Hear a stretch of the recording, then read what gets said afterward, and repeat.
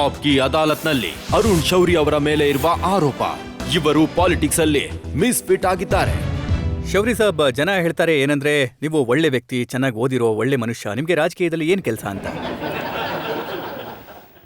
Sir, ಒಂದು ವಿಚಾರ ಇದೆ. ಏನಂದ್ರೆ ನಾನು ನಿಮ್ ಜೊತೆ ಜರ್ನಲಿಸಂ ನಲ್ಲಿ ಜೊತೆಗಿದ್ನಲ್ಲ, ಆಗ ಜನ ಹೇಳ್ತಿದ್ರು ಇವನು ಇಷ್ಟೊಂದು ಅಕಾಡೆಮಿಕ್ ಆಗಿದ್ದಾನೆ, ಇವನು ಜರ್ನಲಿಸ್ಟ್ ಅಲ್ಲ, ಇವನು ಪ್ಯಾಂಫ್ಲೆಟಿಯರ್ ಅಂತ.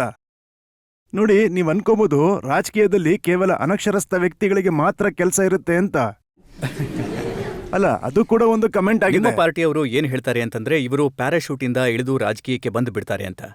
ಜೀವನ ಪೂರ್ತಿ ಪುಸ್ತಕಗಳನ್ನ ಬರೆದ್ರು, ಮತ್ತೆ ರಾಜ್ಯಸಭೆಯ ದಾರಿ ಮೂಲಕ ಪಾರ್ಲಿಮೆಂಟ್ಗೆ ಬಂದ್ಬಿಟ್ರು, ಆಮೇಲೆ ಮಂತ್ರಿ ಕೂಡ ಆಗ್ಬಿಟ್ರು. ನೋಡಿ, ಯಾರು ಪ್ಯಾರಾಟ್ರೂಪರ್ ಆಗಿರ್ತಾರೋ ಅವ್ರು ಆರ್ಮಿಯಲ್ಲಿ ಒಳ್ಳೆ ಕೆಲಸ ಮಾಡ್ತಾರೆ, ಯೂಸ್ಫುಲ್ ಕೆಲಸ ಮಾಡ್ತಾರೆ. ನೋಡಿ, ಏನಂದ್ರೆ ನಿಮ್ಮ ಮಾತು ಸರಿ ಇದೆ. ಸಾಕಷ್ಟು ವ್ಯಕ್ತಿಗಳು ನಮ್ಮಲ್ಲಿ ಬಹುಶಃ ಜನರಲ್ ಎಲೆಕ್ಷನ್ ಅಲ್ಲಿ ಗೆದ್ದು ಬರಲ್ಲ. ಅವರಲ್ಲಿ ಡಾಕ್ಟರ್ ಮನಮೋಹನ್ ಸಿಂಗ್ ಕೂಡ ಸೇರಿದ್ದಾರೆ, ಯಾಕಂದ್ರೆ ಅವರು ರಾಜ್ಯಸಭೆಯಿಂದನೇ ಬಂದಿರೋದು. ಅದಕ್ಕೋಸ್ಕರ ಯಾರು ಲೋಕಸಭೆ ಗೆದ್ದು ಬರ್ತಾರೋ, ಅನಂತ್ ಕುಮಾರ್ ಅಂತವರು ನಿಮ್ಮ ಸ್ನೇಹಿತರು ಮಂತ್ರಿಯಾಗಿದ್ರು, ಅವರು ಪಾರ್ಟಿ ಇಂಟರ್ನಲ್ ಫೋರಂನಿಂದ ಆರೋಪ ಮಾಡಿದ್ರು. ಏನಂದ್ರೆ ಶೌರಿ ಸಾಬ್, ಒಂದು ವೇಳೆ ನಾವು ಎಲೆಕ್ಷನ್ನ ಸೋತ್ರೆ ಶೌರಿ ಸಾಬ್ ನೀತಿಗಳ ಕಾರಣದಿಂದ ಆಗ ಅವರು ಪುಸ್ತಕ ಬರೆಯೋದಿಕ್ ಶುರು ಮಾಡ್ತಾರೆ. ನಾವೇನ್ ಮಾಡೋಣ? ಇಲ್ಲ, ಹಾಗೆ ನೋಡಿದ್ರೆ ಆನಂದ್ ಕುಮಾರ್ ಅವರು ನನಗೆ ತುಂಬಾ ಒಳ್ಳೆ ಸ್ನೇಹಿತರು. ಬಹುಶಃ ಅದಕ್ಕೆ ನನ್ನ ಎಕ್ಸಾಂಪಲ್ ಕೊಟ್ಟಿರ್ಬೋದು. ಆದ್ರೆ ಅವ್ರ ಮಾತು ಸರಿ ಇದೆ. ನಾನು ಈ ಸಲ 17 ಪುಸ್ತಕಗಳಲ್ಲ 18 ಪುಸ್ತಕಗಳನ್ನ ಬರ್ದಿದ್ದೀನಿ, ಮತ್ತು 19ನೇ ಪುಸ್ತಕ ನಿನ್ನೆ ತಾನೇ ಕಂಪ್ಲೀಟ್ ಮಾಡಿದ್ದೀನಿ ನ್ಯಾಷನಲ್ ಸೆಕ್ಯೂರಿಟಿ ಮೇಲೆ. ಪುಸ್ತಕಗಳನ್ನಂತೂ ಬರ್ದಿದ್ದೀನಿ. ನನ್ನ ಜೀವನದಲ್ಲಿ ಒಂದು ರಹಸ್ಯವನ್ನ ನಾನು ಕಲ್ತ್ಕೊಂಡಿದ್ದೀನಿ. ನೀವು ಯಾವುದೇ ಪ್ರೊಫೆಷನ್ ಅಲ್ಲಿ ಇರಿ, 2ನೇ ಪ್ರೊಫೆಷನ್ನ ಕೂಡ ತಯಾರಾಗಿಟ್ಕೊಳ್ಳಿ. ಯಾಕಂದ್ರೆ ಗೊತ್ತಾಗಲ್ವಲ್ಲ ಯಾವಾಗ ಏನಾಗುತ್ತೋ ಅಂತ. ಅರುಣ್ಜಿ, ಯಾವಾಗ ನೀವು ಮಂತ್ರಿ ಆಗಿದ್ರಿ ಆಗ ಕೂಡ ಇಂಪ್ರೆಷನ್ ಇತ್ತು ಏನಂದ್ರೆ ಕ್ರುಸೈಡರ್ ತರ ಕೆಲಸ ಮಾಡ್ತೀರಿ ಅಂತ. ನಿಮ್ಗೆ ಯಾವತ್ತೂ ಭಯ ಆಗ್ಲಿಲ್ವಾ ಏನಂದ್ರೆ ಇಂಥ ನಿರ್ಧಾರಗಳನ್ನ ತಗೊಳ್ಳೋರ್ನ ಯಾವತ್ತಾದ್ರೂ ತೆಗೆದು ಹಾಕ್ತಾರೆ ಅಂತ? ಇಲ್ಲ ಸರ್, ಆಕ್ಚುಲಿ ಪ್ರೆಸ್ನವರಂತೂ ಯಾವಾಗ್ಲೂ ಹೇಳ್ತಾ ಇದ್ರು ಇವಾಗ ಇವರ ಪೋರ್ಟ್ಫೋಲಿಯೋ ಕಿತ್ಕೊಳ್ತಿದ್ದಾರೆ, ಈ ಸಲ ಡ್ರಾಪ್ ಆಗ್ತಿದ್ದಾರೆ ಅಂತ. ಇದಂತೂ ಅಟಲ್ ಅವರ ಮತ್ತೆ ಅಡ್ವಾಣಿ ಅವರ ಒಂದು ಕೃಪೆಯಾಗಿತ್ತು. ಏನಂದ್ರೆ ಅವರು ಡ್ರಾಪ್ ಮಾಡ್ಲಿಲ್ಲ. ಒಂದು ವೇಳೆ ಡ್ರಾಪ್ ಮಾಡಿದ್ರೆ ನೀವೇನ್ ಮಾಡ್ತಿದ್ರಿ? ಆಗ 19ನೇ ಪುಸ್ತಕನ ಇನ್ನೂ ಬೇಗ ಬರಿತಾ ಇದ್ದೆ. Now I want to ask you, is there no morality left in our politics? ಇವರೆಲ್ಲರೂ ಏನು ಕಳ್ಳರು ಅಂತ ಅನ್ಕೊಂಡಿದಾರಾ? What you have to say about it? ಇಲ್ಲ, ಅವ್ರಿಗೆ ಚೆನ್ನಾಗಿ ಗೊತ್ತಿದೆ ಕಳ್ಳರಲ್ಲ ಅಂತ, ಆದ್ರೂ ಆರೋಪ ಮಾಡಲೇಬೇಕು.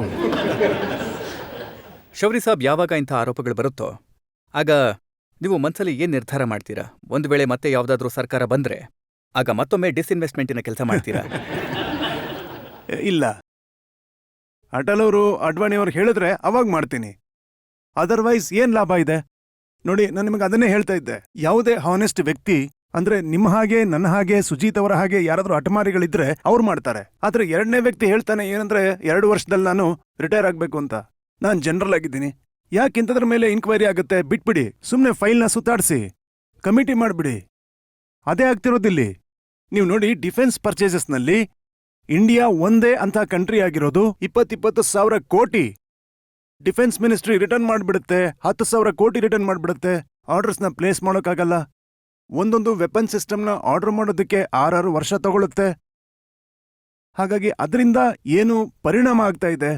ಮತ್ತೆ ಸ್ಪೆಷಲಿ ಹಾನೆಸ್ಟ್ ವ್ಯಕ್ತಿಗಳ ಮೇಲೆ. ಯಾರು ಡಿಸ್ಆನೆಸ್ಟ್ ವ್ಯಕ್ತಿ ಇದ್ದಾನೆ ಅವನಿಗೆ ಯಾವುದೇ ಕಷ್ಟ ಆಗಲ್ಲ ಬೇಗ ಡಿಸಿಷನ್ ತಗೊಳ್ಳೋದಕ್ಕೆ. ಅವನಿಗೆ ಚೆನ್ನಾಗಿ ಗೊತ್ತಿರುತ್ತೆ ಕ್ರಿಮಿನಲ್ ಕೇಸ್ನಲ್ಲಿ ಏನೂ ಆಗಲ್ಲ ಅಂತ.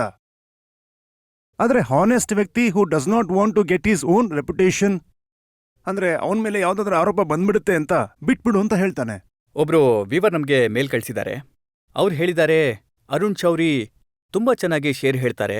ಅವರ ಈ ಡೈಲೆಮಾ ಏನಿದೆಯೋ, ಯಾವಾಗ ಅವರ ಮೇಲೆ ಸುಳ್ಳು ಆರೋಪಗಳು ಬರುತ್ತೋ ಆಗ ಅವರು ಹೇಗೆ ಬಣ್ಣಿಸ್ತಾರೆ ಇದನ್ನ ಅಂತ. ಇದು ಚಿದಂಬರಂ ಮುಂತಾದವ್ರ ಬಗ್ಗೆ ಆರೋಪ ಮಾಡೋಂಥವ್ರಿಗೆ. इनकी हाँ को हाँ न समझो, इनकी ना को ना न समझो. कोई और ही बोल रहा होगा, इनकी जुबान को इनकी जुबान न समझो.